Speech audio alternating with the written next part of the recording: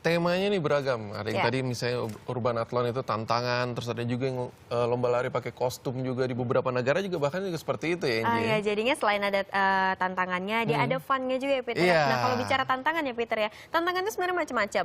Ada yang misalkan yang membawa pasir ya kan, Peter. Ada yang sambil basah-basahan. Bahkan ada yang pernah menyelenggarakan tadi urban athlon itu, dia itu konsepnya itu adalah monkey bar. Jadi kayak bergelantungan, jadinya tuh pesertanya itu akan memposting itu di sosial media mereka dan merasa bangga dengan bergelantungan seperti monyet-monyet macam-macam. Jadi memang selain untuk kesehatan itu seperti itu yang membuat jadi tren, terus menjadi gaya hidup juga bagi masyarakat. Apalagi makin kesini sekarang ini gaya hidup sehat itu semakin eksis ya, Peter ya. Namun ada beberapa hal-hal penting yang perlu diketahui sebelum melakukan lari yang rutin.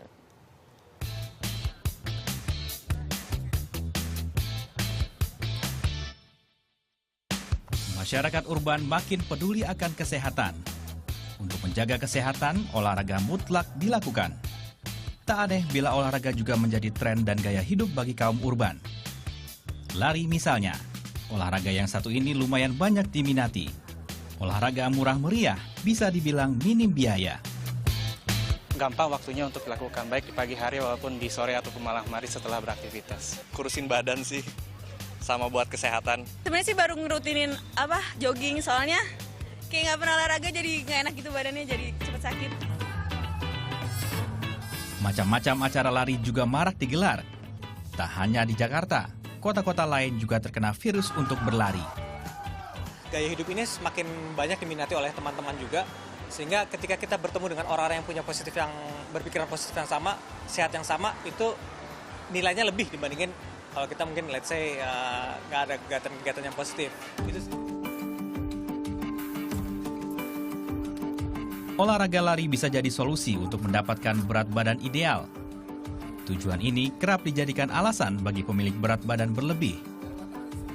Ezra Sihombing misalnya, lajang 22 tahun ini rutin berlari dari awal 2013.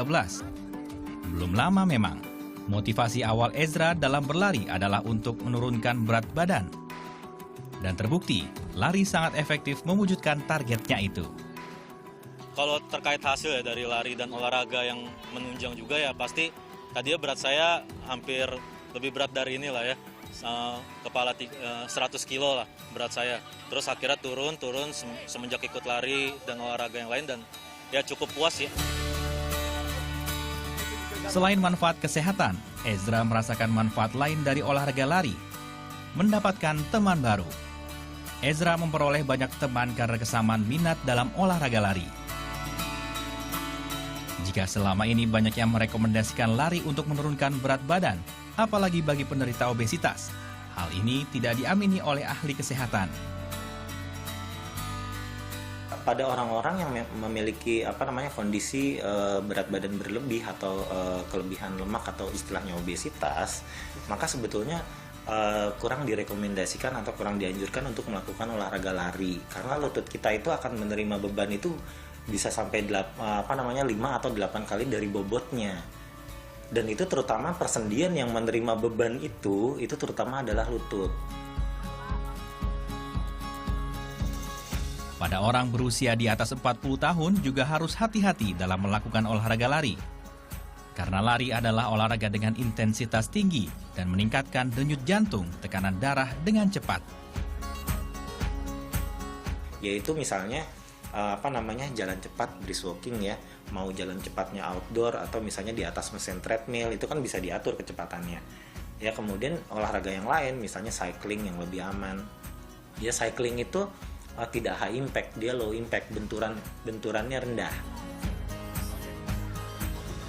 Pemeriksaan medis secara berkala sangat dianjurkan sebelum memutuskan rutin melakukan lari.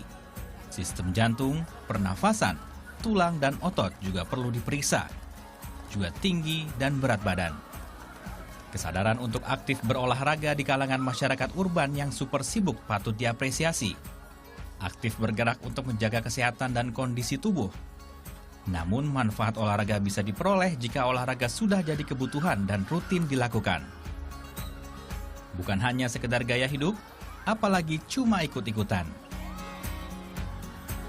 Andri Suryawenata, Wahyu Krisna melaporkan untuk NET.